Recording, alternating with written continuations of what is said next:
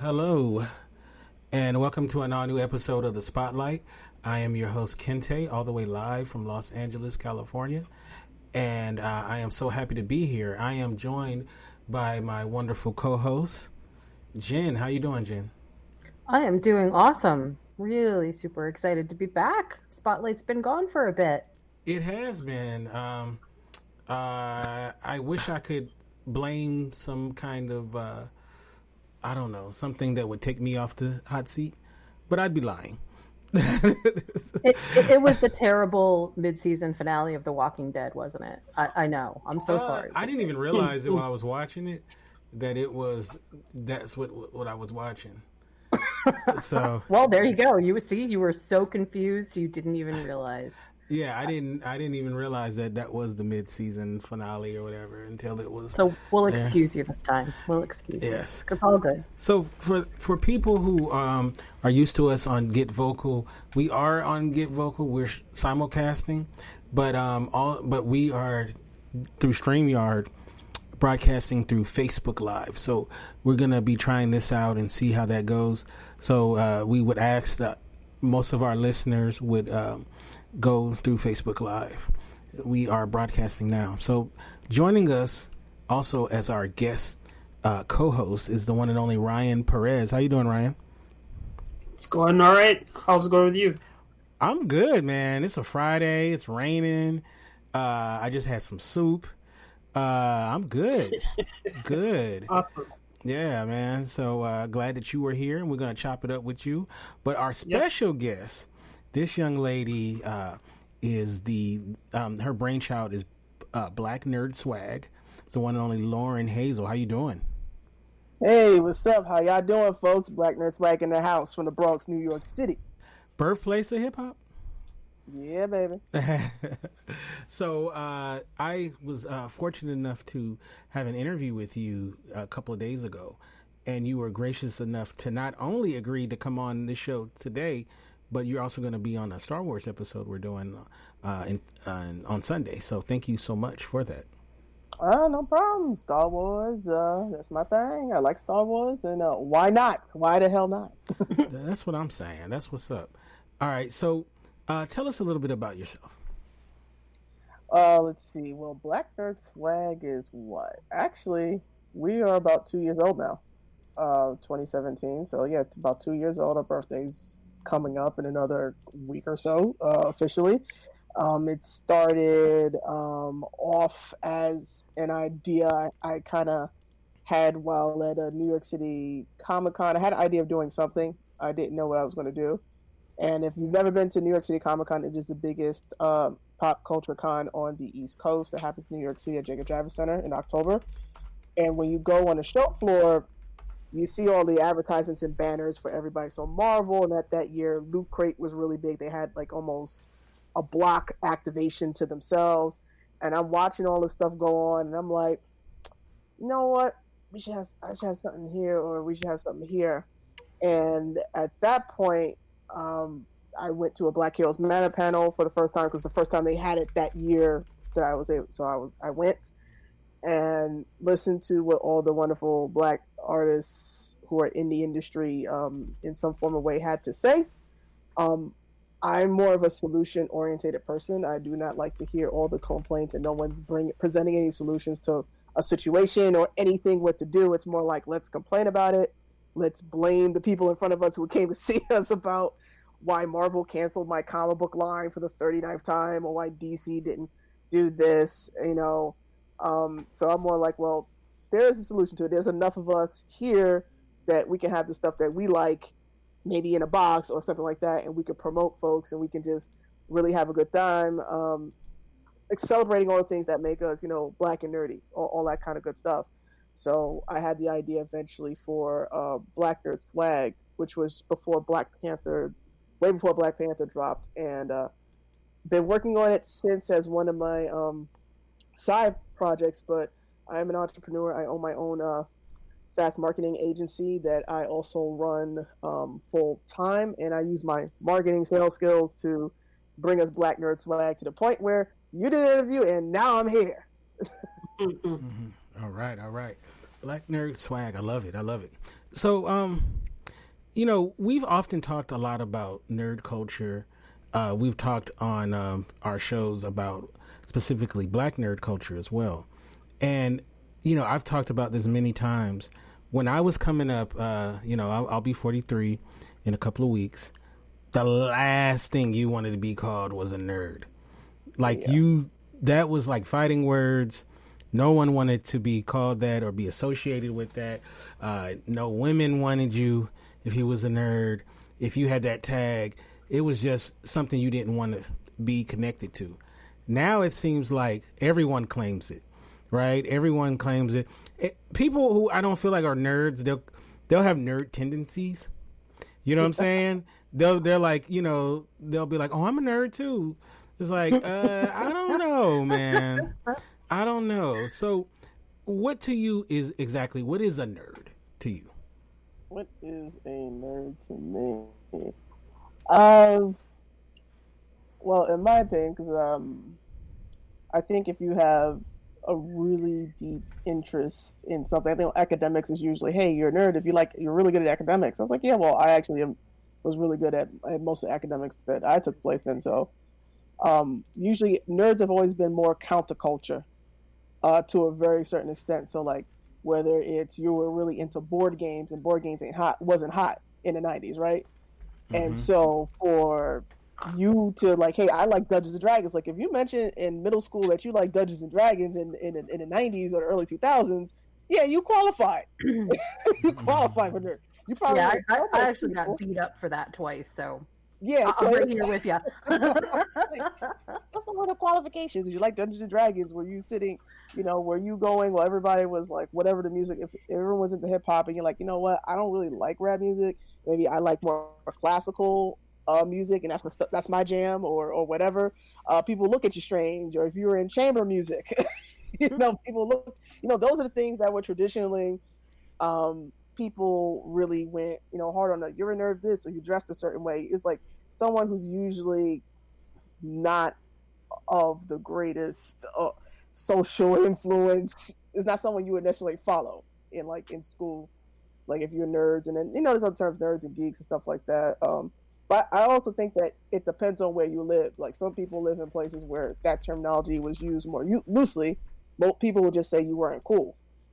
For a lot of times. So I grew up in the South Bronx. So in terms of you rarely heard nerd, you just weren't cool, or you were like, you were a nerd because of a particular, like you were good academically. But if you're coming from different areas, I think there's a little bit of difference of what people like to define. Like Steve Urkel, like you saw, like, does this person reflect more of what I see on TV of Steve Urkel? Versus what was cool at that time. So it's amazing that being a nerd or being able to claim it is now something that's cool and popular. Oh, I want to marry a nerd because the nerds are making money. Like, oh, the tech guys, we see a lot of that. Guys that, you wouldn't touch, who smell weird. People like women are clamoring over them. It's like, this guy stinks. It's like, so it's been interesting seeing all that kind of take place. Okay, so we have two ladies on this panel, right? We have Jen, she claims, well, she is a nerd. She's a bona fide nerd. And, of course, Lauren as well. So do women really like nerds? Like, I ain't talking about the guy that's made millions of dollars in the tech business. I'm talking about... Huh? A regular dude? Like... Yeah. Do women really like nerds? I don't think so. Well, but the question I would throw back to you is, why don't you think that that's true? Because I believe women like they like the guy who chews glass. They like the guy who, the rough and tumble guy, the hide my piece for me kind of guy. Oh, you talking about a thug type of dude? There's some people who like that. Not just a thug, but like, a rough and tumble type cat. A guy who, gets shit done. It depends on what he's into. Yeah. What Ryan? I'm a nerd, and I've never had a problem, in that department. I think that the women that I've dated always appreciated someone that was interested in something. See, there you go, Ryan. That's I was just gonna say, so much of this is about relatability, because when you share commonality, when you have experiences that intersect, when you are able to share something that is unique and different, it makes you more attractive. So the answer is absolutely. Nerd guys are awesome because they have an inside to the same kind of thing that we were just talking about with counterculture, with something unique that only strikes a chord with somebody who is of similar with similar interests. So I totally disagree. It's not all about chewing glass. Okay, all right. What says it? If he's not creepy, possessive, dark side of the internet, interesting. All right, and then she says, "Is he a brony or just heavily into comic books?" Okay, that's valid. I think we could agree that bronies probably dry up most women. I think so. I don't want to speak for women,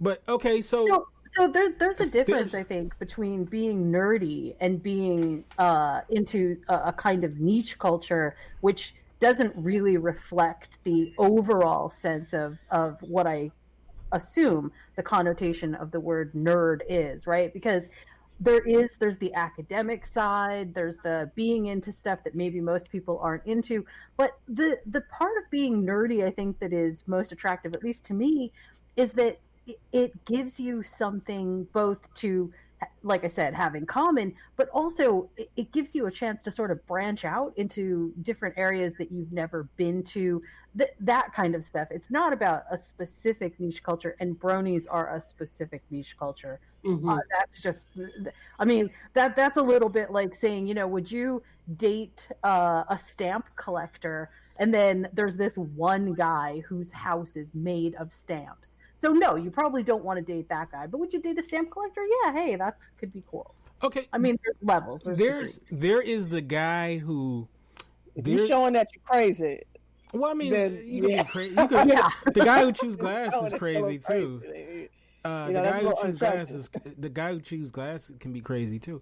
There's the guy that, okay, you might settle down with, but then there's the guy that you are passionate about. Are women really passionate about nerds though? Like the guy that you have the little dreams about at night, he's never a nerd, right? Well, it depends on the actual woman, because if the woman is really socially awkward and she's a nerd, or she identifies as a geek or whatever, because I can veer between the two, so it don't matter. So, I mean, if she's really heavily into Star Wars, and she meets this one guy who's single, who's also into Star Wars to the fact that she even he cosplays, that might work. It might look crazy to other people, because like, why the fuck would you dress up like you're an Imperial soldier or some shit like that? But for those two, it works, because they, she dreams of the guy who she can share this interest with, who won't think that she's completely nuts or weird. So she goes for that type of guy, and maybe she finds him and stuff like that. Because funny enough, in a Star Wars universe of fandom, which should be very loud and proud, I've seen people hook up together and get married and have babies real quick when they find out that, hey, I'm single, you're single, I like Chewbacca, I like this, and like within a year, married. Next year, baby. It happens in the Harry Potter fandom all the time. Oh my god. There are, and see, this is what I mean by the niche, a niche culture, right? It's really easy, I think, to confuse the two. It's easy to think that people who are into a specific thing and everybody else maybe isn't as into it, that kind of transfers to being nerdy. But I tend to think of being nerdy as this overall quality of being interested in things that maybe most people aren't interested in. And on some level, it does kind of feel a little bit academic, but it has nothing to do with what you look like. It really doesn't. It's not about how you look. It's absolutely about what is between your ears. Now, we had a question from Stephanie, wants to know, are furry geeks nerds or just freaks? I would say they're fetishists. So they have like guys who dress up in a room who dress up as furries in order to have sex? Yeah, that's like a Oh, fetish. that's a whole. Yeah, that's a fetish. Kira says I do have a crush on a few nerds, so I don't know. It depends on like I don't know, man. I feel like I remember we did this show about cosplayers, right? And we had like about 7 women who were cosplayers on this panel, and I asked them straight up, when you go to these conventions and stuff like that, you know, do you ever meet guys or whatever?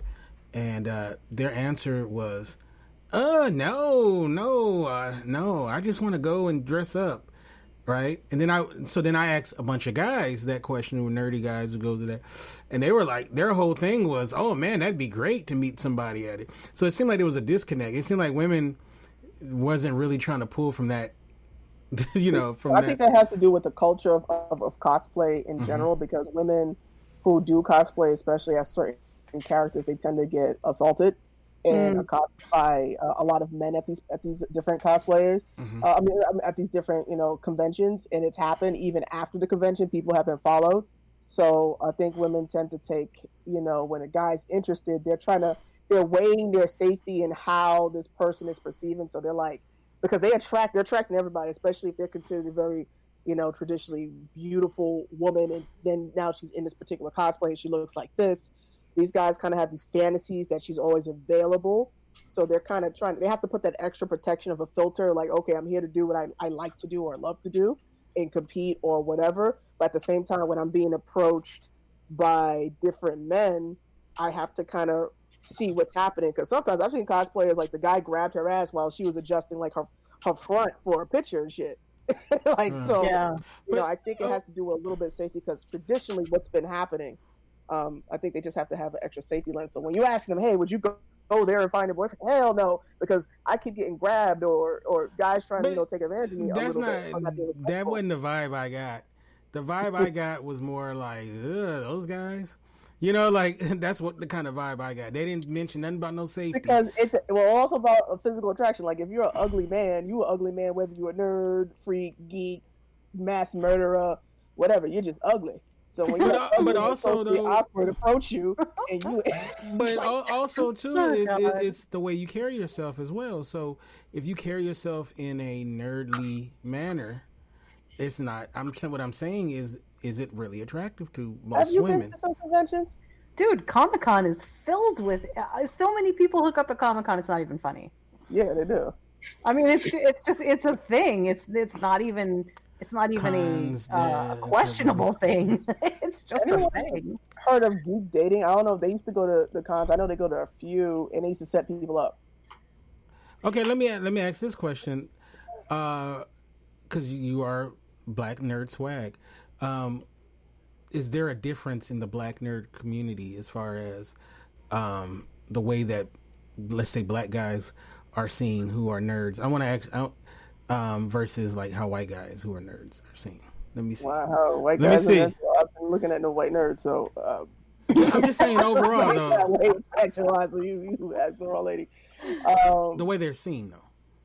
It depends who decides to say, hey, I'm a nerd or I'm into whatever, because that's more of a relatively new phenomenon, so to speak, that people are actively saying in particularly the Black community, because that you were always seeing kind of the black sheep of the family quite a bit. So now people are kind of coming out a little bit more that, hey, I'm really into this and that's my thing, but before it wasn't. So looking at that women see them differently. I mean, I'm in groups where women want to date that kind of guy, but there's always something extra to him that is just ain't attractive, whether it's coming from, he has the position, well, if a woman doesn't do this, I'm not going to date her, or, just guys who are not, in general, whether they're Black or white, they're just not attractive. They don't have attractive qualities to them personally because of the way they like to speak to people, like they, and in the way they treat people, which is a big deal.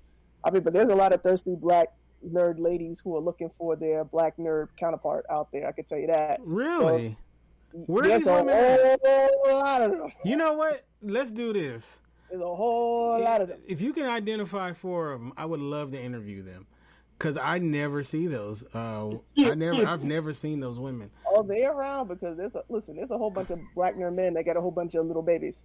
So it's not like procreation is not happening. It's happening. Where the relationships stay together. I never see that represented anywhere. So I'd love to see this because I don't see that.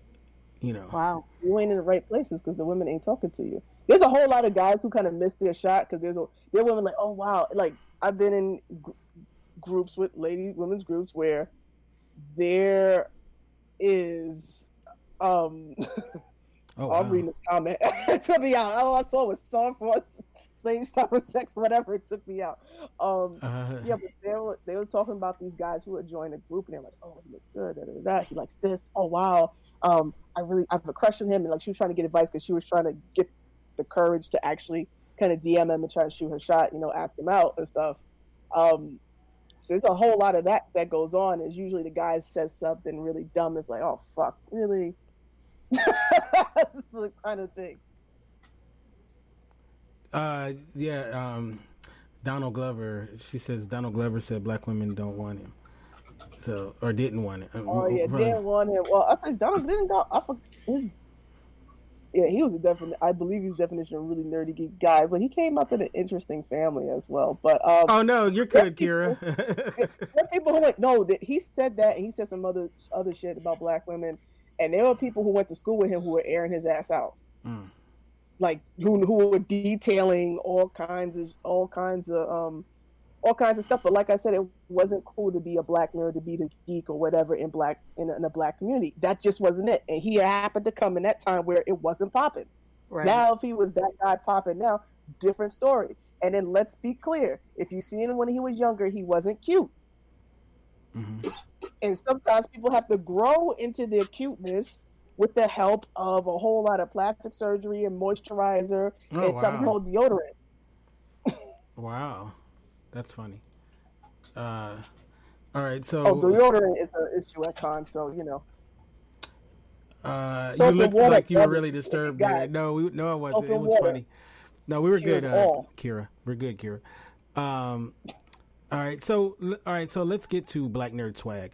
Yep. We kind of went off a little bit.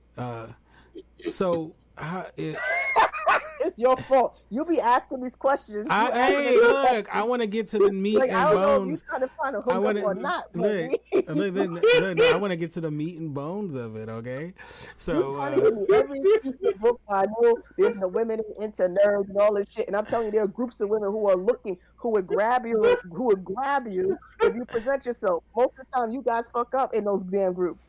If girl be into you, oh goodness, you don't know shit. You don't know there's two girls who they're just trying to get the courage to approach you, and then you say something really damn dumb and ruin it.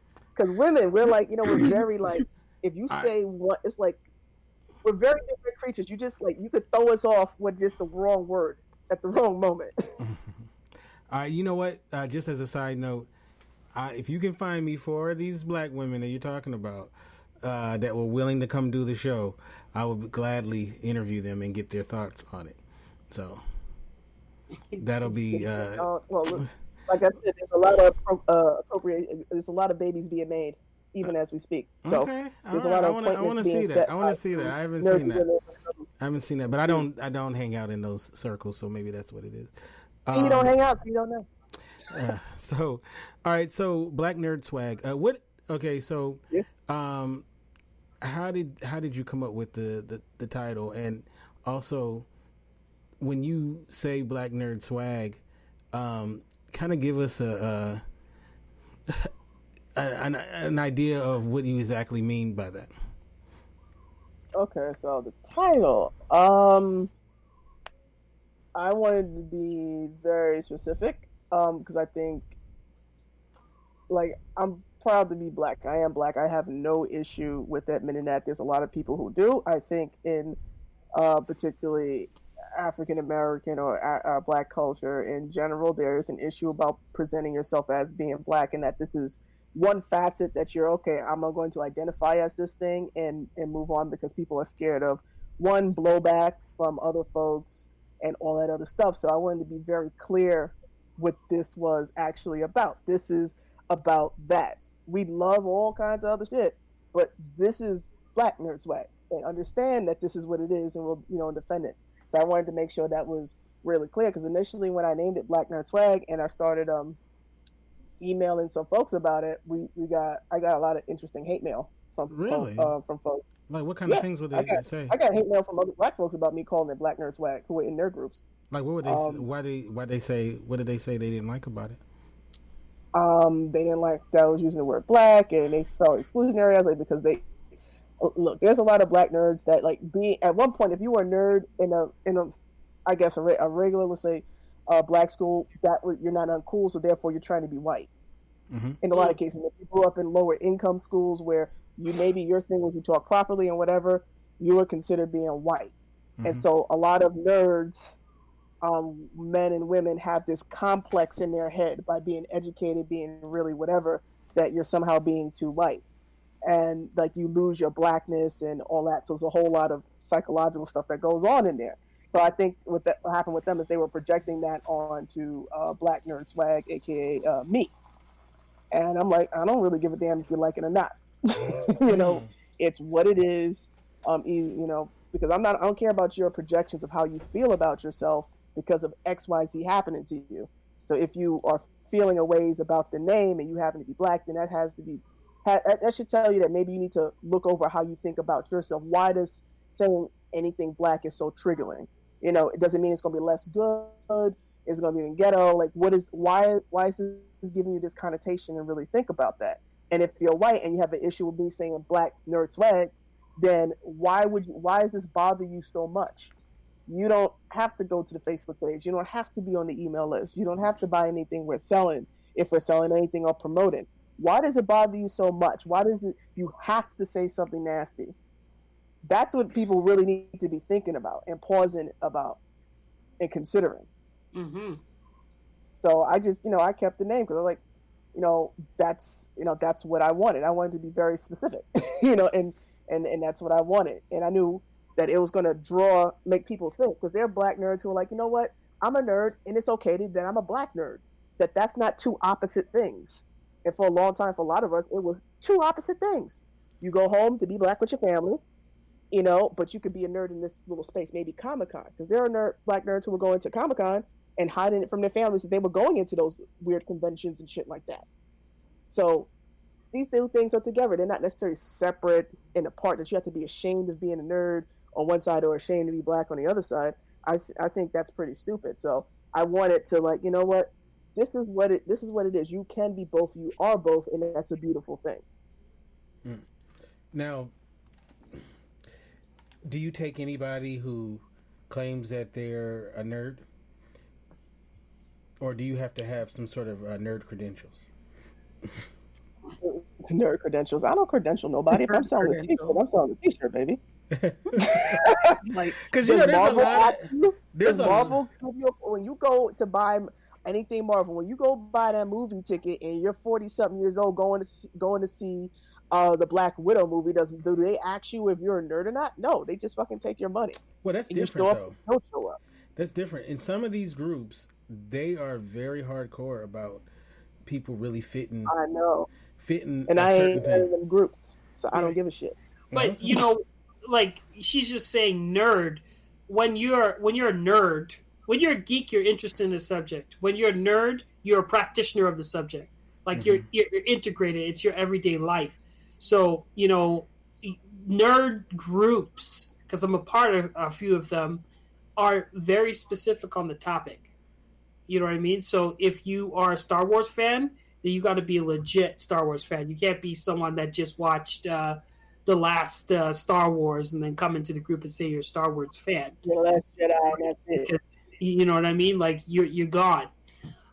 So like it just, there's nerds everywhere. You could be nerds about cars. You could be nerds about, we're like, I think Kente, you and I and Jen, maybe we're live stream nerds, right? Like, because we know a lot about it. We embrace ourselves in the culture. But if, some Johnny come lately comes on and says, I'm a live streamer, and they don't know nothing about it, we might cut them up. But that's the idea, is that nerd, you know what I mean? Like, be like, hey. But, the thing is, like, this is what it sounds like to me. It's like, it's just nerds. Like, come as you are.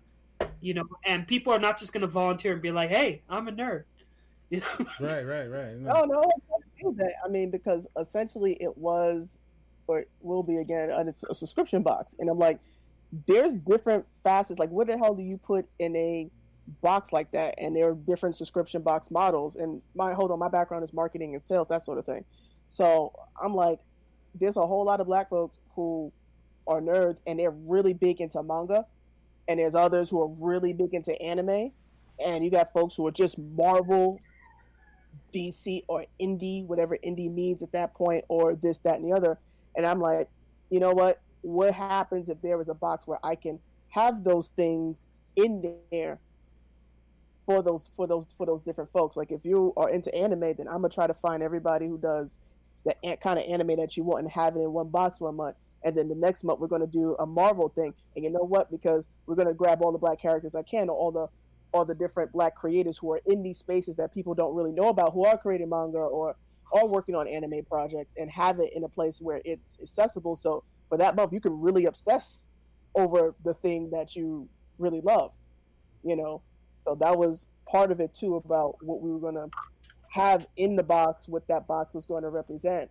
And, you know, that's part of it. Because if I want to stick to anime, I can jump into some anime and be in there all day long, you know, if that's what they wanted.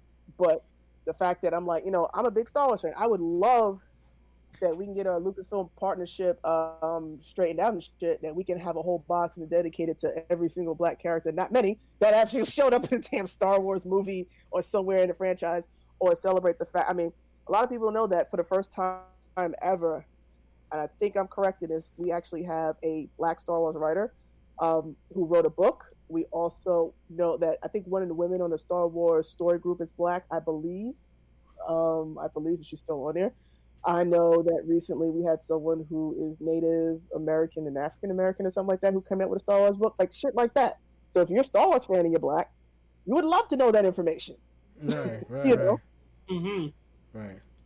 And the first person to rock a purple lightsaber was black.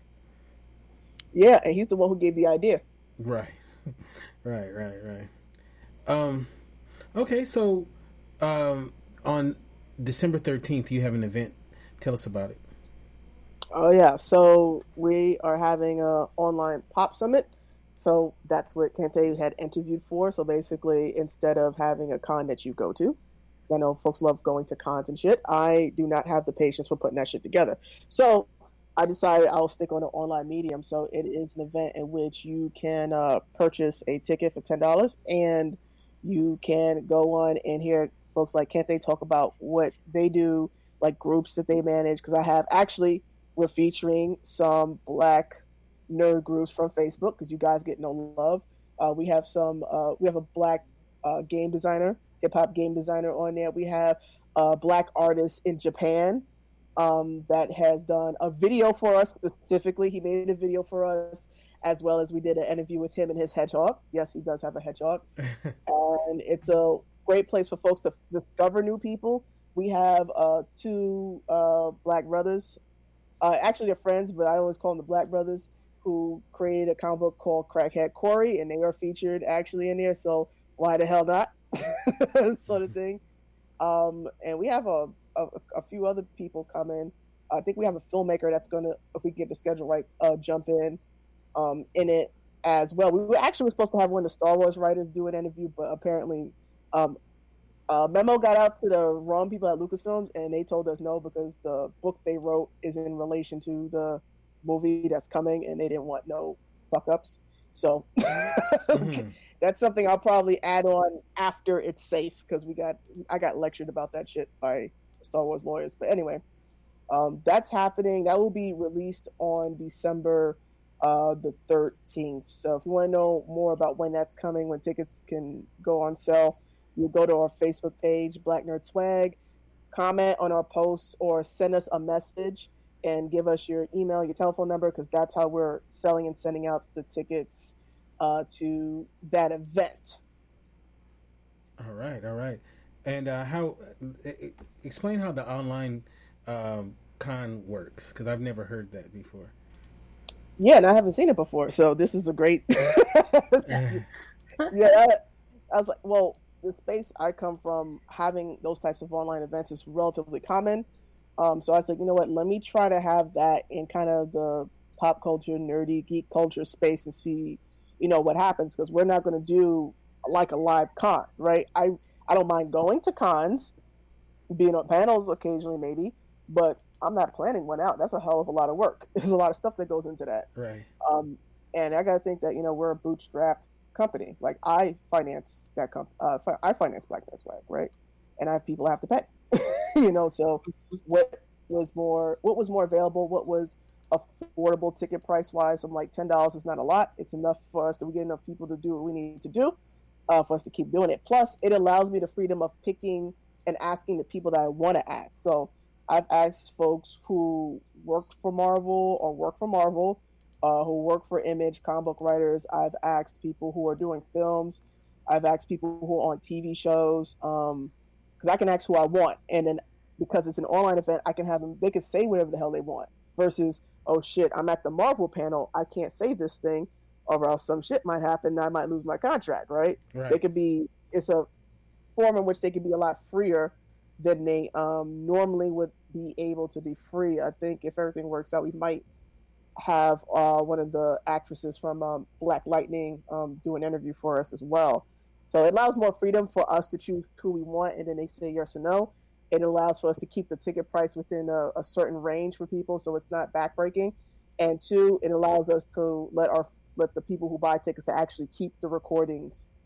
Versus you go to a con, unless they're live streaming and some of the stuff is on YouTube, you don't get a chance to see everything.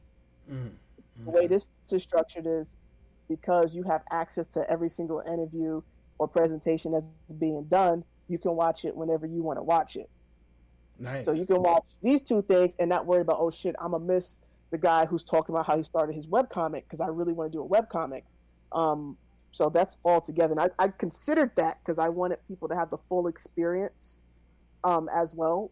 Not only folks who just love to be in those mediums, but even folks who, there's a lot of creators who, they go to cons to learn something.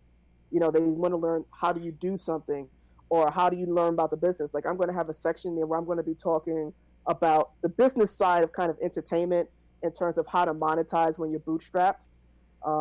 Like I get to feature the Black groups on Facebook. Like I haven't seen that at a con yet. So I wanted to have that where, hey, this Black group is there. They exist. You guys can go there because you got to search for them. You could probably find your artist there or whatever there. Or this group exists and they talk about nothing but anime. And if you're looking for that, you can find some folks there. Like I wanted to do it that way because at a big con like New York Comic Con, you have to bid to try to get in there. For a lot of the big cons, if you're just starting or new, you don't have really a chance to get your word out there or show people that you got something. Like, if you have a Kickstarter and you're trying to, beef up your Kickstarter, or you have something that you've been working on for 25 years and it's all booked and no one knows about you, this is an opportunity for you to kind of present yourself and let people know that, hey, I exist. This is my thing.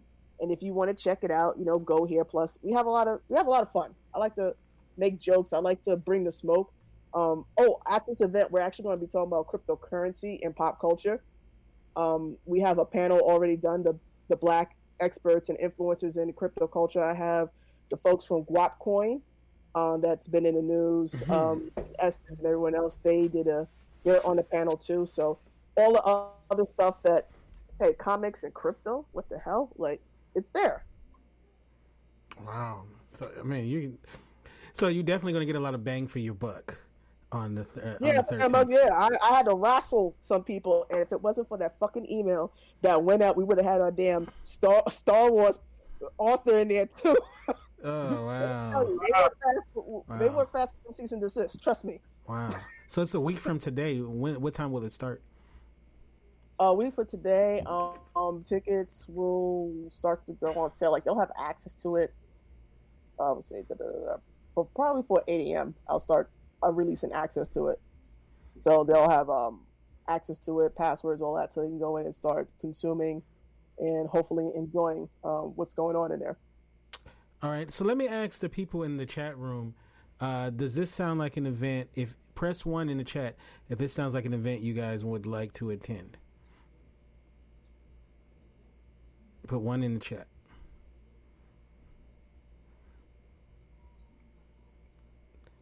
You know, should I put the Jeopardy music on or? All right, Kira. Oh, that's the wrong phone. All right, Kira was first, so I will personally get her a ticket because she was first. So you will be able to check out this event, Kira. So I'll buy the ticket and you can check it out. So, good job, Kira. Kira, yes. Kira is our wiener. So there you go. So I think there's a little delay too. So probably so, actually. Right. So, and we'll also put in the show notes how you can actually participate in this event. So another thing I wanted to talk about, and one of the reasons why Ryan is here, is what we want to talk about is something that me and you talked about in our interview, and how adding black to the name of your social media group or page or something may not always be the best thing. Yeah. And I want you to kind of talk about that, and then it'll lead to a broader conversation. Okay. So this has to do, I'll bring in some context. So I've been a digital direct marketer in sales for over 10 years, like 12 years now, okay? And Facebook is one of the platforms when they first released ads that I've been in quite heavily. So I understand a lot about how it works, its ad platforms, and all the changes that happen. And with folks if you were in a black group that has black something or that is affiliated heavily with that kind of stuff, you will notice, especially that sometimes your group does not pop up or you do not get notifications. Now, generally people say, well, yeah, in other groups, yes. But what's been happening is Facebook has been taking down a lot of the black groups, whether it's political or non-political. The algorithm has been groups have been disappearing. And what people have suspected, but I have confirmed, is that if you are in these groups and you type certain things inside of them or certain things are present, the Facebook, I will say, algorithm does everything possible to make sure your stuff looks like it doesn't exist. So I am very concerned for a lot of the black groups that are around, whether they're into cosplay or anime or those folks who have professional groups on there where it's all black filmmakers and sci-fi. I'm concerned that maybe one day people will log in and not see their group present anymore, or when they're attempting to have events or show support, they won't be able to actually do it, and their group and everything else inside the group will disappear. And when they attempt to appeal Facebook to get a reason why, when Facebook decides to respond, they're going to give you a very canned, well, your group violated this BS thing response. So what I was saying, if your group disappears, how are you going to communicate with everybody who was in that group, especially if you have a very large group? If you don't have anybody's contact information, if you don't have their email, you don't have their numbers, and you had a large group, and let's say you were having a charity event, or somebody had a podcast and they're trying to, I tell you what happened in one group. One group I think has over 4,000 members. She was trying to get on the panel for CS, South by Southwest, and she needed the group to vote in order to have hers possibly, approved. But no matter, she posted a few times, had it pinned, and the folks in her group are relatively active. But at that point, we weren't even seeing anything from the group. At one point, I couldn't find the group. And it wasn't until like weeks later that the group all of a sudden kind of appeared after a post happened. And she was saying, hey guys, why didn't you guys support me? And she got upset. And, a lot of people felt bad because they were going to support her, but it's like the damn group disappeared. Like nothing. It was gone. So that's happening more often than not. And I have a concern because a lot of our folks are not marketers and they're not into, okay, this is what you got to do to market your group and do all that stuff, because they don't have that knowledge. They could be in real danger of that happening. And for some groups, you guys have been around for 7 years, 10 years. and such, and it'd be a waste to have a lot of those good connections, a lot of those groups kind of disappear and no one be able to communicate. Like there's artwork in certain groups or people doing projects or like people got married and they're sharing and like all kinds of really positive stuff that's happening in these groups, and it's like no one is seeing it or it's kind of disappearing. So I think we were talking about kind of insulating yourself from that kind of stuff that's been occurring lately. Can go ahead. Can I interject something real quick? Mm-hmm. I just wanted to say that I think that it's a really smart idea right now. If you are in any kind of group that aggregates content on Facebook, to start thinking about taking it off Facebook. And I don't mean this in a way that is completely pulls Facebook out of the loop, because let's face it, it's daily behavior for people. So that's fine. But I think if you want to keep people connected, the only way to ensure that this data is going to stay with you and that you're going to be able to collect people as a group is to basically pull it off of Facebook, because Facebook will never allow you to pull their content, their data, their user member sets out of the system. that would defeat the purpose of Facebook. But there's a bunch of really simple ways to pull people off of Facebook, get them onto, a hard-coded site, real simple, and that way you always have that. And I have to say, one of the things that I am most concerned about is that in groups, when people are sharing things that they haven't shared to their own personal lines, to other information spots, that if those groups come down, all the associated content comes down with it. So anything that you've saved in an attachment, anything that you've saved in the file section, all that stuff disappears as well. And it's big. It's not a small amount of data. It's a really big piece. Yeah. So I just got to give you total props for that. Is one thing that is, it really actually worries me, because we have so much interconnectivity and we have no way to archive that at all. Maybe Ryan or Lauren can speak to what's a shadow ban? Well, a shadow ban is sorry, I don't if I just jumped in. No, go ahead. But yeah, a shadow ban is when Facebook decides to, or I guess any social media decides to limit your reach, because when you use certain keywords and you use certain hashtags, it gives you a certain amount of reach. When they feel that you're gaming the system, or if your post is deemed to be something that does not go along with their community guidelines, then they will limit the reach. Because the problem is that they want to advertise, and if you're using it to gain advertisement, they don't like that. It has to, the post itself has to be something that can engage the community, and the post also cannot be offensive to other members of the community. So yeah, you'll be shadow banned. I've been shadow banned a few times. Facebook hasn't I've kept my content the same, but sometimes there's certain things, certain keywords that just trigger an AI technology that they use to run Facebook, and they'll just limit that reach, and in hopes that you get the message, not to post the same stuff.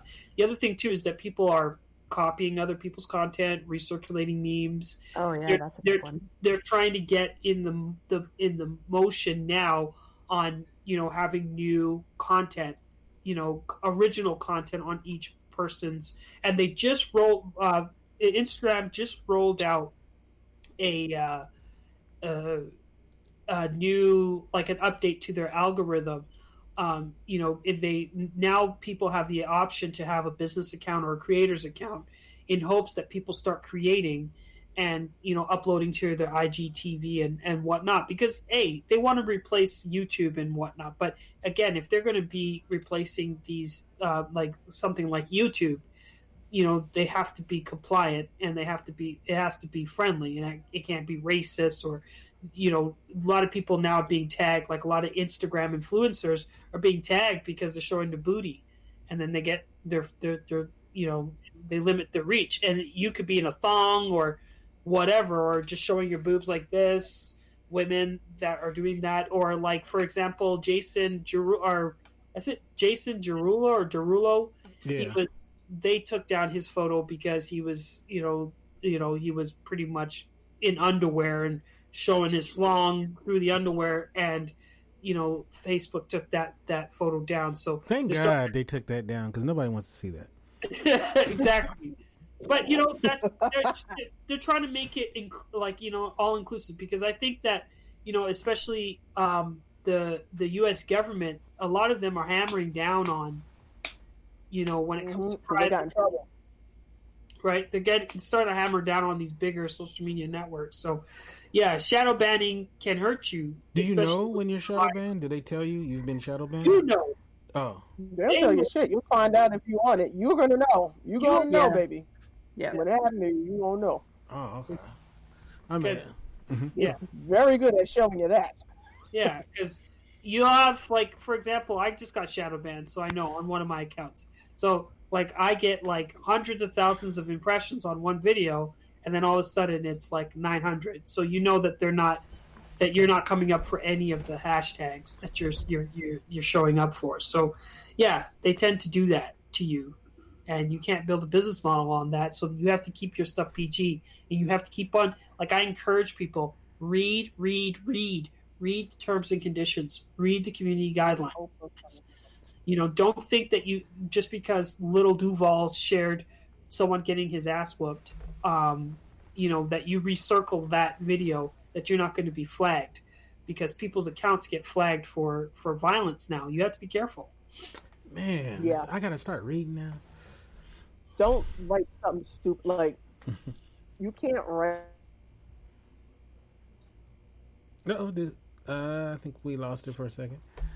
Yeah. There we go. I thought they shadow banned you. Now, what were you? Yeah, you're good now. Now, what were you gonna say?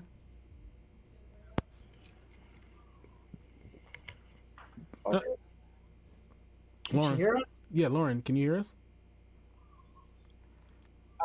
I can hear you now. Yeah, for a second I was like, "Oh shit!" Now you started to say. Y'all good? Yeah, we're good. Just waiting on you. What were you gonna say? Were you gonna say something? I was reading the comment. I think Stephanie made something like when Copa's coming. And that's where it started getting a little fun. Yeah. But Copa, that's something to talk about. Well, let's talk about it. The floor is yours. Yeah. The floor is yours. Let me see. Okay, yeah. So, the YouTubers, folks. I mean, we're talking about Facebook. That operate on YouTube as well as on Facebook a bit, and a lot of people are losing their crap because of YouTube's new.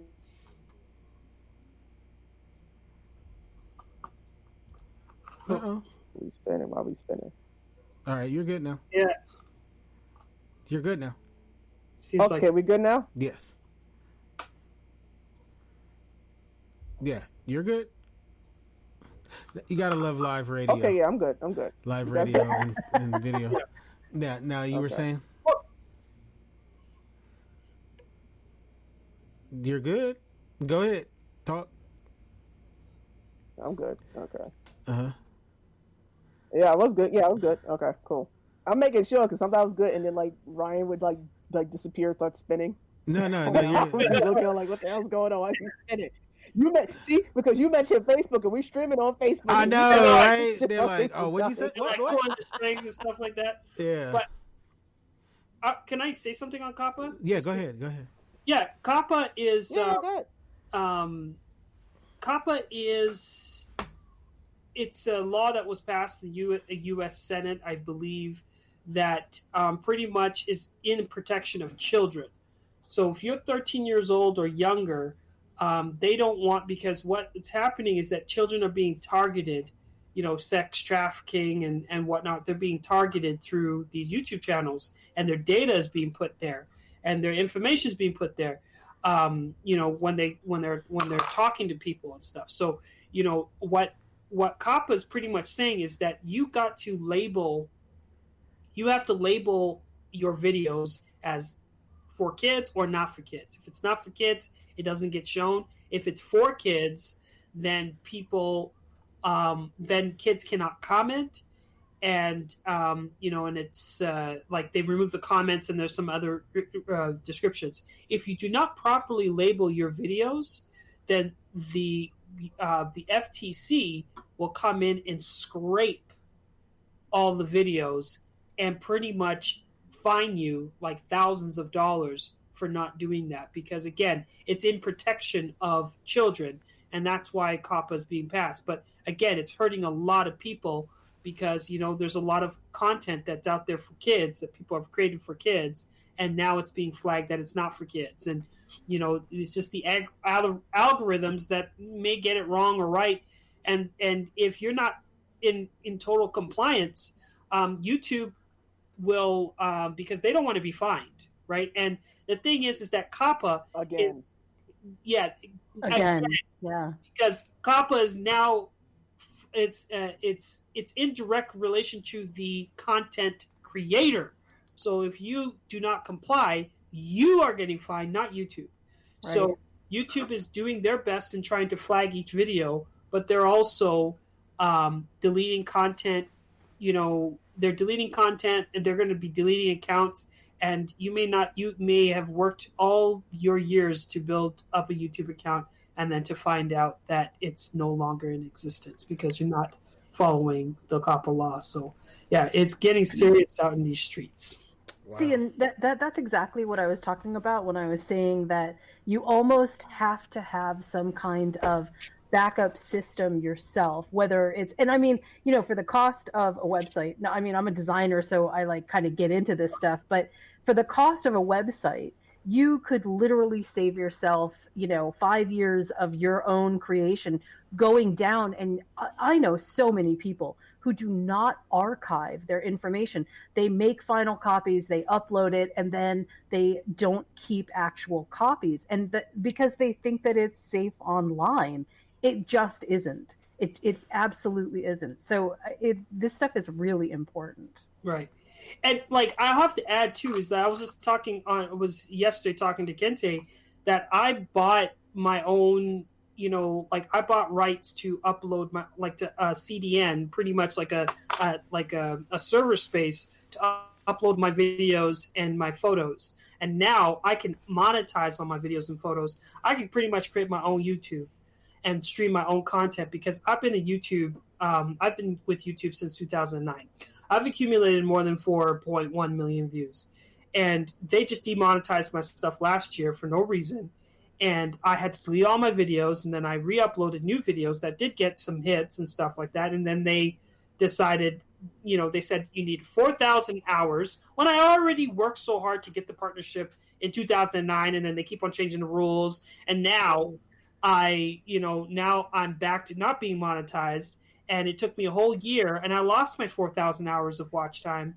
So I got fed up, and I just pretty much bought my own server space so I could put up my own videos because you know what? I'll probably get more reach because of my SEO skills and stuff like that. And the other thing, too, that I'm announcing today is that Hustle Zone TV, which is my company, we bought our own social media network. So social.hustlezone.com. And that is like, just to take it off because the other thing that happened to me was that I was planning to create a device that would be in your home that you could call community and talk to people. I was working on that project last year. I had created the name, created the prototypes in about May. In August, Facebook announced Portal.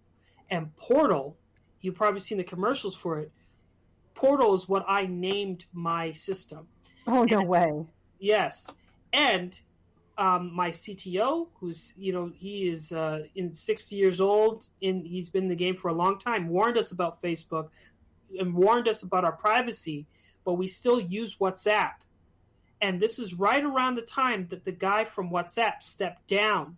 So we were already in knowing that, because of all these privacy issues, that maybe we need to wean off of Facebook. And it was too late. They came out with Portal out of nowhere. And I came up with that systematically, came up with the name, came up with the device. I had the pictures. I had it time-stamped, all that stuff. and the idea is completely theirs. And people are like, "Oh, that how do you know?" It's not serendipity. Like it's not just that two people came up with the same idea. Portal was very specific. I had a very specific reason why I named it that, but I can't go after them and name it. So that's what I'm saying. Is like, actually not what I'm saying, but Jen has said it. It's like you have to have a backup plan, because if you're uploading, once you upload your data to a centralized system like Facebook or YouTube, you no longer own your content. That's right. And then they sell that content. They're making money off of it, and that's your hard earned. Any photo, any picture. So yeah, I think the next shift is the next shift. Oh, I heard my Kermit the Frog voice. Oh, I heard my. Yeah, and that doesn't mean by any means, as we're talking about nerd culture, right? This is, audiences will flock to where content is. So There is absolutely zero reason that you cannot set up your own network and have people basically grab an audience for yourself. And it also doesn't mean that you have to abandon social media completely. What it means is that you have to strategically use social media as a method by which to drive traffic to your own content system. Exactly. And that's what really works. Use Facebook. They've got the audience, keep them in the loop, but you've got to build your own content elsewhere, because otherwise it's just like throwing money in the trash. Yeah, which is like, I'm on the online space and stuff like that. So we always get hit with that, because like internet marketing and all that other stuff, we get hit with that all the time. And we've been saying like, keep your, whatever you do on Facebook, make sure you have that everything backed up. Make sure whatever you have a content that's exclusive. Like we have our own website for what we do stuff, and the content that's going to be ours, that's going to be exclusive to the website, and some other stuff that we have coming down in the pipeline, as well as being able to communicate with people. Like we're big on collecting people's email addresses and text messaging so that we can message in case something happens. Because if Facebook takes our page down tomorrow, well, I got an email list. I got emails that I've collected. I've had those things installed because I know this stuff happens all the time. Right. And it's just like I laugh about a lot of stuff because I warn these folks. I warn a lot of creators like, hey, listen, I love what you're doing on YouTube, but you really need to build a list. You need to really have your videos backed up somewhere, because at any point in time, they can take it down for whatever reason or so. And, you really need to have this done, because last thing you want to do is wake up tomorrow morning and find out that all your hard work for the last 5-6 years is gone, Mm-hmm. because that has happened to folks, And if I can just interject one thing, I think the worst thing, honestly, is that if you build a community and then that community's work goes down because it's been archived on a platform that you have no control over, the thing is you lose community faith. So the moment that you lose community faith, then you've lost your audience. Like you have to keep people engaged in a way that says, hey, you know what? Your content is safe with me. Mm-hmm. Totally. Yeah, and that's an important thing to do. So, like, folks out there who are listening to us, who maybe you do have a Facebook group, please, for your sake, because anybody is susceptible to this. We got into this topic because we had me and Kente had that conversation about, when you have the words black in a group, it's sure there have been groups that have disappeared, that are gone. I've talked to people like, hey, where's your group? It's like, they have no damn clue. Like Facebook ain't going to give them an explanation, no nothing. And they lost all that content. And there was some really good stuff in there, like list of people's and, all kinds of stuff. And it's just gone. And there's no way to recover it. Because like, who the hell is keeping track of having a data list of, 8,000 people in the group? No one. No one had it. So that's always been our thing about like, I'm more interested in those who want to participate in Black Nerd Swag or follow us. And I'm more interested, to be honest with you, having your email address and having your cell phone number or even your address so I can send you stuff so that I can communicate with you. I can put blasts out, hey, this is what's happening. Because like, let's say Kente has a film coming out or something, right? And let's say Facebook don't like me this week or whatever the hell's going on. They're not going to see the post, but I know that, I can email people and I can do a text message like, hey, listen, this is what's going on. This really dope thing's coming. And I can still send them the information so they can come still support. That's what I'm always thinking, because I've seen it happen. I work in that industry where I always have to be, if that happens, this is plan A, this is plan B, and this is plan C. And unfortunately for a lot of folks, you're not thinking that, oh, I got to worry about this. But for those of you who are really making your money like on YouTube and stuff, and to add some to COPA question, COPA's been around, was enacted by Congress in 1998. It was started to be enforced in the year 2000. So it's been with us for over 19 years, and we were all susceptible. That's why I kind of laugh that people are kind of going this far with it, because you were always susceptible to it, which is why I always emphasize, I'm like, look, if you have kids content, you have to be careful, because I knew what was going on YouTube. Anybody with half a brain who was a parent concerned knew what was going on with YouTube. Why? Because I do advertising, and one of my advertising platforms is YouTube. There was a reason why Disney was making all that damn money. There was a reason why these companies were making money, because they knew that these people logging in and watching were 13 years old. They knew where their IP addresses were, so therefore they can identify where they live. They can identify the incomes of the family. The children are a backdoor to find out other information for advertisers, and we had access to all of that. That's why a lot of people were selling as much toys and crap that they were selling. Now you also have some very nasty people who were in there grooming and looking for kids. And we all seen the kids who found somebody on Twitter or decided to meet somebody on YouTube, and they wind up disappearing, and some horrible things have happened to them. I mean, I remember the big Twitter, like, people forget about how many people were going on Craigslist, kids were going on Craigslist and being picked up by folks, finding people on Craigslist or finding people on Twitter. And the FBI actually has a door into Twitter, because when there was a lot of kids disappearing, they were going on Twitter and they were following book authors. And so you had these nasty adults from these sex rings following book authors of young adult fiction, and they would pretend they were kids and interacting with them on accounts and try to pinpoint where the kids were so they can have their network kind of find them and pick them up. Those are real life cases and investigations that was going on with the FBI and the NYPD a few years ago. So this stuff, I think people were like joking, oh, it's about the kids. I say, yeah, there's a lot of kids that disappear every day because of the behavior of adults and the behavior of some of these companies. So, it is what it is. For those of you who have a lot of content on there and that's how you're making your money, do what you can do in the next, couple of weeks before the new year, and they start banging you out, get you a website. If you were making money on there, you should be able to afford someone to kind of help you as much as possible. But that's what it is. There's no sense crying about the shit. You just got to adjust. Like, my whole life in marketing advertising, as Ryan knows, for himself too, is about adjusting to every little goddamn thing. So if you're going to be a creator online and make this thing work, you got to adjust. My freaking company is called Black Nurse Flag. I got to adjust all the time. So just, you can be pissed off at it, but you just got to adjust, baby. That's the way that's the way of the world. And I have content that's specifically for the Black community.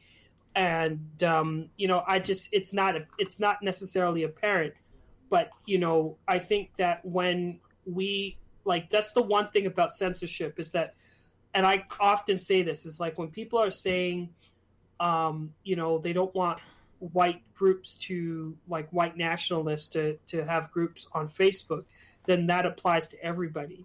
So, in actuality, everybody, so we have to be careful on the censorship lines. Like, it's very sensitive. It's just like, he can't say this, but I'm allowed to say this. And they're like, no, you guys both can't say it, and let us move on from this. And we have to be very careful. And then even the content itself, like, the content needs to be original, because we are in the Wild Wild West. But, the thing about internet is that it's data. It's sitting on a server, and the data can be scraped.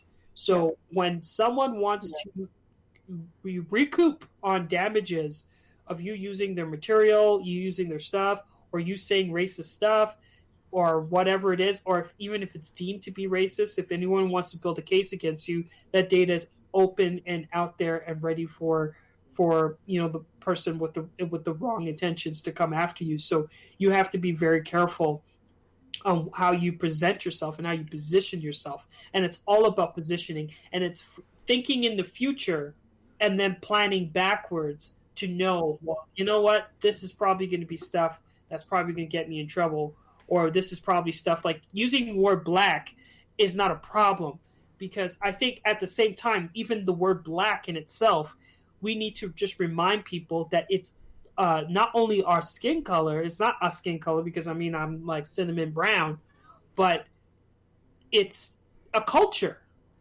And we remind people that, there is a collective experience that is only, that is tied to the Black community. And we should be proud of being able to represent that in our stuff.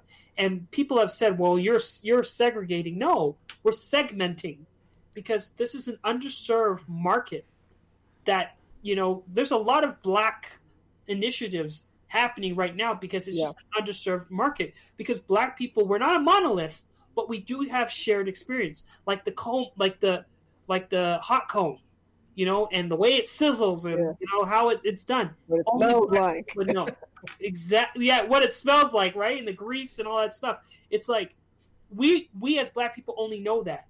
The rest of the people don't. So yeah, we can say we're Black, but we have to put that narrative and we have to put that in the messaging, what this represents. And for groups, it's up to the moderators to make sure that you're enforcing rules, because one bad apple, two bad apples in your group can get your whole group shut down.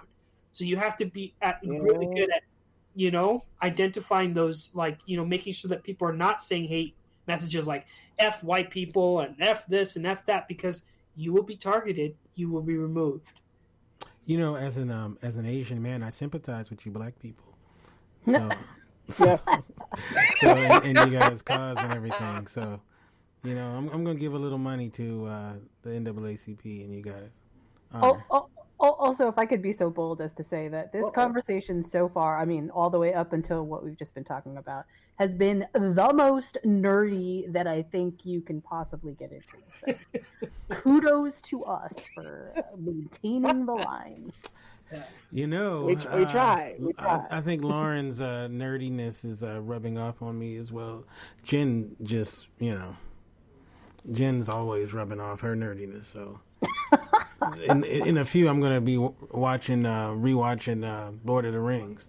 So you can't get no nerdier than that. So I listen. I'm so excited, Kente. I can't even tell you. I'm so excited. It's not even funny how excited I am to just hear you say that. So like you got to be careful too, especially when it comes to some of those properties. But no. Oh yeah, they will come. Oh my God, the fan bases are ridiculous. They'll come after you. Will you be in cosplay, Kente? It's funny. Okay. If I dress up like Freddy Krueger, am I cosplaying?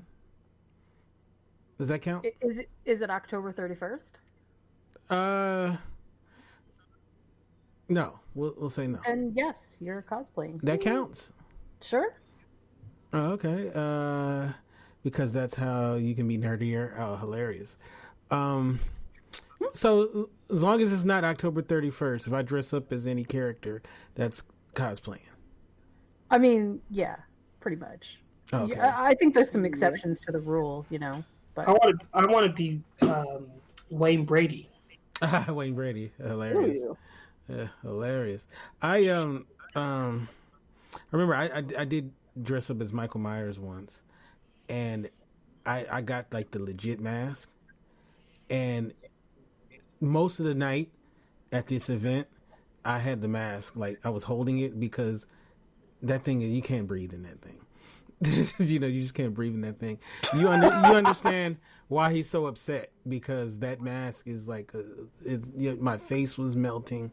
It was ridiculous. So, so you're dressed up as William Shatner? Okay, sorry. I dressed up as a janitor holding a Michael Myers mask. That's what it looked like. Okay, because most of the night, that's what I was doing. Was I had his head like this basically through the whole night. So, but and then other people were like, "Oh well, can I put it on?" Like, feel free. Feel free. So, but no, I don't know. Actual cosplaying is like an anime character. I wouldn't even know who the cosplay is. It's funny. I didn't think I watched anime at all, and then until one of my co-hosts, he'd have been a good person to have on the show, and I said I didn't really watch anime, and then there was a show called Robotech that I watched as a kid, and he was like, "No, that's anime. That counts as anime." So I guess I did watch anime. So I don't know if you guys remember Robotech coming up. I know Ryan's pretty young, so he doesn't know about that. Yeah. So, but no, I didn't watch like Cosplay. I Did didn't you do watch all that Inuyasha? stuff. I want to be. No Inuyasha? No, I grew up playing and watching sports. Don't shame me. Like I like sports and girls. You know, like I wasn't into all of that. Hey, there's a lot of sports in Inuyasha. Do you know how much sword fighting they do? I mean, that is legit a sport. So. Like, you know, that's all I knew. Like, this is all new still to me, this kind of stuff. But it's pretty cool, though. You know, it's like, I definitely... They're acting too cool for school right now. You just naming stuff, you're like... Yeah, you probably watching Sailor Moon. You know what? You know what, though? Like I said, I didn't know any of this stuff. She said she's never seen Lord of the Rings. And Stephanie calls herself a nerd, too. So she's never seen Lord of the Rings. So I definitely did see the Nerd of the Rings, Lord of the Rings movies. I saw the Nerd of the Rings. The second and third one in the theater. I saw the first one on tape or whatever it was when it came out. So I'm embarrassed to say how many times I've seen those movies. I won't even get into it. So, but even with the Lord of the Rings, what do I like more? I like, now we're going to get into this, my bag on this, see The Hobbit and that whole thing. Like watching that in a living room on like a 50-inch plus TV. Oh, that shit's an experience. Yeah, I did read that. Surround sound. Okay, it's beautiful. Our earlier conversation, just to kind of bring things back together before we say goodbye, we talked about, you know, and I'm going back to this about, do women really like nerds, right? So you are an expert. You are a bona fide expert, Lauren. You know, once you start a group called Black Nerd Swag. Here we go. Once you start a group called Black Nerd Swag, that means that you've now anointed yourself as a nerd expert. So, I started a company called Black Nerd Swag. Now I'm an expert in all things black and nerdy. Yes, yes. Or geeky or whatever the fuck you want to call it. All of that. Oh boy. So, you looking for a hookup? Is this what this you trying to do? Huh? Wait, say it again? Are you looking for a hookup? Is this what this is about? No, I'm trying to help I'm trying to help brothers out, okay? So, like, you know, there's a lot of brothers I've come across. And water. Huh? Smelling good. What? Wait, I'm sorry, I missed you. What'd you say? Soap and water. If you have long nails, clip them. Okay. I said soap and water, and if you have very long nails, clip them, because women look at that and they're thinking about the things she would like you to do. So cleanliness and smelling good. Okay. Listen, I've been to many conventions and like, oof, smell some dudes. I'm like, nah, baby. Okay, so hygiene. Okay. What else? What about hygiene? Because you're diversity, diversity in conversation, right? This goes back to that whole niche thing, right? If you can only speak about Star Wars and that's all you can speak about, that's probably not going to work out for most women that I know. Yeah. It sounds like it's a conversation starter, right? But then you don't want to keep on because it's like, hey, I'm in marketing too. Oh, but if you're talking about marketing all night, like I've cheesed some women off for just getting on the car, like women will approach me because of my herbs, and like because I like herbs and I'm into like, you know, healthy eating and vegan. They'll be like, can you send me some recipes? I'll be like, yeah, this is recipes. And then I get on the phone and we start talking. And then I'm like, yeah, so then you want to take the sea moss and then, you know, and make sure when you take the sea moss that you mix it in with some bladder wax. And then the ions connect and they bond. Did you look at the periodic table? I do that all the time. And I don't. I do it all the time. Ryan, I can't imagine why that doesn't work. Go too deep. Yeah, so I have to be like, so tell me about yourself, and like, you know, so yeah, you can. Oh yeah, like don't always like hog her ear. I will say that, like there was, what was I was at a New York Comic Con. They were having a thing, and the girl who I knew really liked him. I knew it was. So they finally got into a conversation. She really, really liked him, and he was in. Like he could have just. It would have been so damn simple. And bro, they got into a conversation about what was it? Was it the freaking Walking Dead? It might have been the Walking Dead. It was some TV show, and she's into it. She watches it, but he kept going on and on and on and on and on and on and on and on. One of our fans, Jen. This conversation's going on 2 hours now. He could not fucking stop talking about the Walking Dead, and she was just getting tired. Like he just like wore her out. She was like, okay. All right. So all right, let's do this. Are you okay with a little role play, Lauren? A little role play. Yeah. Oh, wait, okay. Pause. Because you know there's different kind of role play up there. Pause. I mean, like role play. Okay, so we're gonna help the young man who goes to the Comic-Con. You know, we need another episode where we get some guys on here and then we just go and we just start helping them. Oh, we'll do that. We'll do that. This is the first part.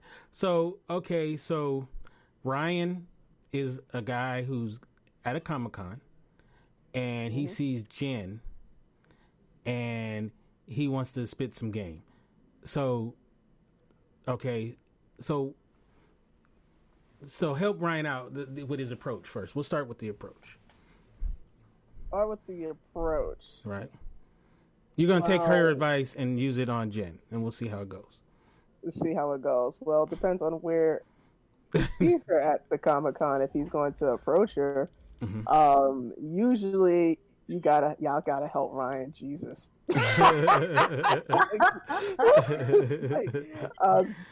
It depends on where you see her. I find that especially when you're talking about the vote seats or whatever, some of them tend to be very introverted. So, but at Comic-Con, people tend to be a little bit more open and a little bit more polite. So he has a really good chance because in this setting. So the odds are in his favor, most likely. In this setting, if he can play himself right. That's right. Put the damn glasses on. Now, outside that Comic-Con tomorrow, no. But so today, he got a real what's a good opening line that he should use with Jen? Well, it depends on where he sees it. Like one thing. Let's say this is the Witcher. I got an opening line. What? I got to hear this one. What's up, girl? You like Naruto? Do you like ramen noodles? You know, I was just gonna say, if you're heading into The Witcher, right, and you're gonna sit down and listen to a panel, last thing that you should do is walk up to a girl and go, "Hey, have you ever heard of 5 centimeters per second?" Because nobody's going into The Witcher. I mean, I shouldn't even say it that way. That's terrible. But honestly, context matters. Okay, that's a Witcher thing. Y'all probably don't even know what 5 centimeters per second is, and I'm sorry. It must be a Witcher. It's an anime reference. Oh, okay. See. Okay, so anime. I mean, it's super famous. Like if you're in a line, like let's say a scenario where I've gotten into conversation with people online. So if you're in a line trying to get into a panel, let's say the panel is The Witcher. So The Witcher, of course, is a TV show, or that might be on Netflix now or not. I forgot. Right. But also the video game, and a lot of people are. So a lot of people are familiar with The Witcher through the video game. So if you're trying to talk to her in a Witcher panel for Netflix or something, you might introduce like, "Hi, are you?" You might want to start out, "Hey, talking about, hey, are you? Was it the Netflix? You might want to start talking about the actual panel that like the video game. Maybe you were like, "Hey, how did you get into The Witcher? Was it the video game? Was it a book you read, or did you just, or are you waiting to watch the, Netflix TV, or maybe you're just a fan of whatever the guy's name is, Henry Cavill, whatever his name is." And started engaging her in that type of conversation and shutting up and fucking listening. Like, a chance to actually enter it. So you dip your toe in the pond and then just kind of let it marinate there. No, these are conversation starters, right? Like they are fact finding questions. You're just like, or not fact finding. You're just having general conversations. That's small talk. Yeah, small talk. You got to get it psychologically. You got to talk about other things. You got to make her laugh. You got to do all kinds of stuff, but you have to take it away from the conversation starters, because we're lifestyle creatures. Like even when you look at a clothing department. Women got clothes everywhere, and they know where to shop. They're like, they go into the store and they're just like pulling off the racks. Men, we need like, if we're looking for golfing clothes, golfing has to be all in one department. We got golfing clubs, we got golfing pants, we got golfing shoes, because it has to be organized. Women don't care. So, like, I say that all to say is that when you talk, like, men are about that life. So we will carry on because a woman's like, oh yeah, tell me a little bit more about your golfing. She's just doing that because she want to talk to you. You just have to know to clue in to ask her about herself, ask her about other things, ask her about, where did she go to school and why did she go there, and get the conversation where she's laughing and stuff like that, and ask her out. Okay, so what's knowing when to shut the fuck up? What is that has killed so many relationships. yeah, I've seen that quite a bit. Okay, so what's the absolute no in your approach besides hygiene? Don't touch people without asking them first. I hate that. Oh my god, I've been to so many conventions where people just come up to you and they just like put their hands on you, and I know it's innocuous, but it's so off-putting. You can't ask me a question while you've got your hands on my shoulder. Oh god, that's so awful. So no grabbing. Dang, I gotta probably change. Those dudes smell like BO and stuff. I can imagine wearing that cosplay and. Dang, I gotta change my whole approach. So no more just grabbing women. Okay, darn it. Yeah, you can't just be like, oh, hi. Like, no. No, you can't just grab them. I mean, if we're going to be stereotypical about nerds, we just know that. Let's look at personality types. A lot of nerds are kind of like, or at least I can speak for myself, is we're introverts, and it takes us a little, like a few seconds to kind of warm up to you. So sometimes the girl's looking at you and you think, no, she's trying to process what's actually happening. So the more you give her the process, like if you stink real quick, or if you just holding her and she doesn't know you from Adam, and it's not like you're trying to save her from something really quickly or anything like that. She's trying to process what the hell is going on right now. So, like, a lot of times, if you just give a few seconds for that other person, especially if she's probably more of that introverted nerd, and you're having a conversation and you're trying to engage her, she'll start to warm up to you. That's right. But you got to give it a chance. The more you give her a fuck shit to give her to be processing, like, hold on, why is he touching me? Where's that smell coming from? Why wasn't he shut up? The less chance you got. Oh wow, that's interesting. Okay, all right. So hopefully, we're gonna have to do a show with some nerdy men and women and see how that goes off. That's gonna be actually a lot of fun, I think. And also, Ryan's we right. need some men to come up here.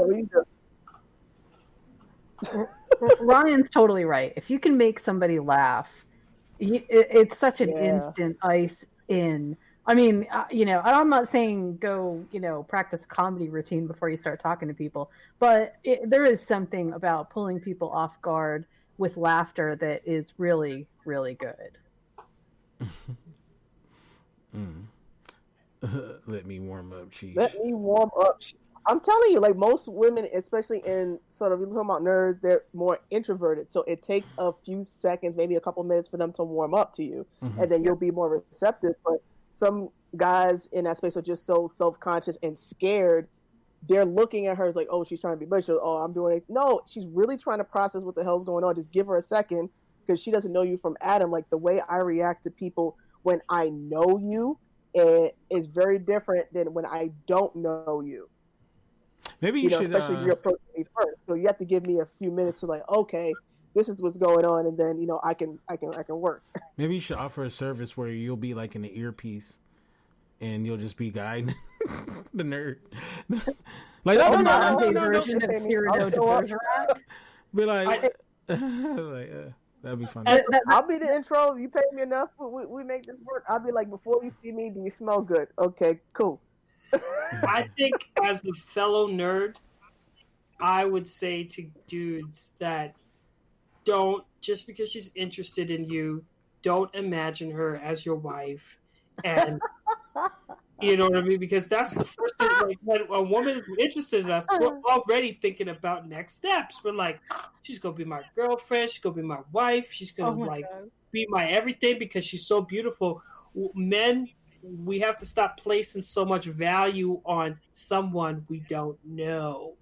So like, take it a step back. You need to say that louder because there's some Star Wars guys on Twitter right now. Just because she's interested in you doesn't mean she like you. It doesn't mean she want to see you, 400 times, right? Like you just take a step back. Don't place too much value. Remain cool. Like this is where women who like me, who aren't super pretty, this is where we shine, right? Because we're not super attractive, so we don't end up with the sort of guys that just come up out of nowhere because, oh my god. But there is definitely that sense of the moment that somebody approaches you to talk to you, and you know what, you got it exactly right. The introvert, the nerd culture tends to breed introverts. I don't know how else to describe it.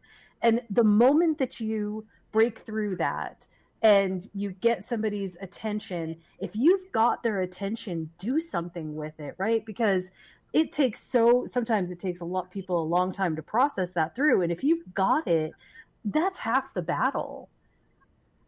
But instead, most people are kind of like Ryan. You're right. It's just, go after the super attractive people, and then you're already planning 15 steps down the road. And yeah. She ain't even there yet. She's not even there yet. She trying to say I'm a serial killer or not. She ain't there yet. Well, I mean, serial killers need love. Hey. Yeah. Still it all. All right. So, speaking of nerdy, this Sunday at 1 p.m. Pacific, 4 Eastern, we will be doing a Star Wars Episode 9 preview show.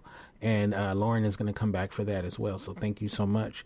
We have a wonderful panel. And Yardley's going to be there. And my friend Chris Gray is supposed to be coming through from Total Nerd Takeover. And Tom Carter is going to be joining us as well, all the way from England. And we're going to be talking about what we want out of Episode 9, as well as talk a little Mandalorian. We're not going to review it or anything. Just kind of where we think the whole Star Wars franchise should be at, where it's at, and what the future looks like. So it should be a very fun episode. So we're going to get nerdy again. And that should be a lot of fun. I want to thank everybody that listened, of course, and our guest, Lauren. So, Lauren, how can people get you on social media? Once again, tell us about the event next week and how we can participate. Okay, so the event is a virtual pop summit. For more information that will be going out, you're going to go to our Facebook page, Black Nerd Swag. Go on either directly go to our messenger and say hi to it. It's going to ask you for your email and your phone number. And because we're going to be pushing out through that way heavily. So make sure you do that. So go to our Facebook page, Black Nerd Swag, start talking to our messenger bot and give it the information that it needs. And you'll start getting information about how you can get your tickets and everything else until the official post goes up that's lawyer approved. If you want to find us elsewhere on social, we have a Twitter account. So Black Nerd Swag. Beware of our talking box on that Twitter account. We are ready for the smoke. So we have dished it out on Facebook as well as on Twitter. So come stupid, we will get stupider. And still be all compliant with community standards. Hilarious. We're very good at that. So make sure you go to Facebook page, talk to our messenger bot, give us the email and cell phone number so that we can start pushing that stuff out to you, because that's how we sell it primarily. Also, when you get that information, invite your friends over to Black Nerd Swag to do the same thing. The more folks we have on it, the more successful, the more folks I can convince, because there's some folks who said fucking no because our name isn't Marvel. But that's okay, because we're going to have some Marvel people up on there on the next one. So make sure you support us. It helps us get more guests. And also, especially if you're an artist, there is going to be a section where I'm talking about business and marketing on that side for the summer. I mean, so sorry for the summit. So if you have a business in the space and you're trying to figure out how to ways of monetizing, or like the conversation we had about moving your data from, not only having it on Facebook, but having stuff that maybe is more exclusive to your personal stuff. We're going to dig into that, because that's becoming more and more important, especially if you have YouTube channels. So check us out on Facebook, Black Nerd Swag. Talk to our Messenger bot. Hand us your information, and we can start pushing that stuff out to you. Also, follow us on Twitter, Black Nerd Swag. Say what's up when you follow us, so we can say what's up back. All right. All right. Jen, how can we get you on social media and all that stuff? You can find me on Following Bliss. You can find me on Twitter at Following Bliss1. And you can visit my websites at moviesmakethemeal.com, getting ready for Christmas, and criticallaughs.com.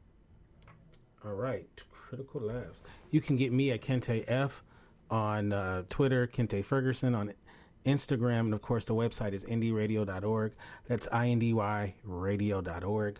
Once again, join us this Sunday, 1 p.m. Pacific, 4 p.m. Eastern, and we will be talking all Star Wars. With that said, you guys have a beautiful rest of your day. God bless you, and peace.